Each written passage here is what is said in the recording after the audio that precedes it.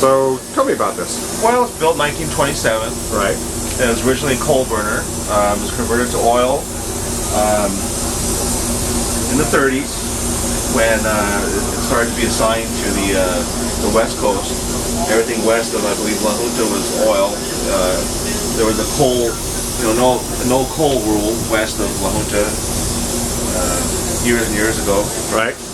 So at that point, it was converted to a larger tender. Over 7,000 gallons of oil, 20,000 gallons of water. Uses about every 100, 150 miles, you have to refill the water. Uses up a lot of water, more than the oil. Over here is the fireman side with the firing valve. It's basically a gravity feed. Oil comes down. It's preheated. Originally, it used to burn something called bunker C, really thick, syrupy oil. Okay. So it's got this oil heater under here and to preheat the oil. When it was restored, we started to purchase what's called like a number 5 oil. Right. Same thing, really thick oil. A few years ago, though, it just became a lot more economical to use recycled oil. So, from what I understand, because of its consistency, it doesn't really need to be preheated as much as the other oil is.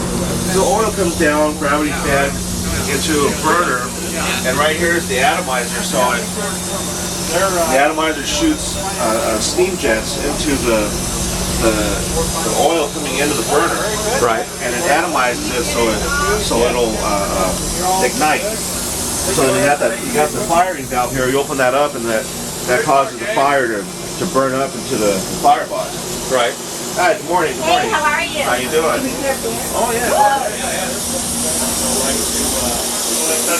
Oh my God, it's hot. A little warmer, about 15 degrees warmer in here than it is Yeah. outside. So it gets really hot when it's Yeah. Oh yeah. Do you run it? Is it yours? No, I don't run it. There's specialized people that qualified people that'll run. Yeah. The people who actually run in the engineer seat are actually current railroad employees, and we make sure. Well, just not necessarily just whoever's qualified over the railroad. If they're not qualified over the certain territory, then they'll have a pilot engineer. But wherever is qualified to run a locomotive, basically who knows how to handle the air brake system and has a good professional knowledge of how to run a locomotive, then he gets qualified through us to say that he is qualified to run this locomotive. Yes. So the air brakes are just for this actual engine, but there was brakemen that You have the independent brake which is here. Yes, the train itself.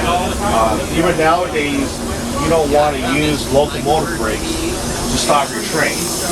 Okay, if you want to stretch it out and use the train brakes to stop your train. Nowadays, the locomotives have dynamic brakes, which does most of the braking, but still, the handling of the train to brake is still done with train brakes. Okay, for each car will brake to apply the brakes to the train. And then the engineer decides, depending on all of the variables. Yeah, then he'll use the dynamic brakes, especially going down the hill. Yeah. Otherwise, back in the old days, where there were no dynamic braking on steam engines or no dynamic brakes on the early diesels, the train would still have to stop every once in a while and pull the brakes down. Yeah. Pull them down. Yeah, it's hard to do coming down the San Bernardino. Yeah. The function of the brakeman.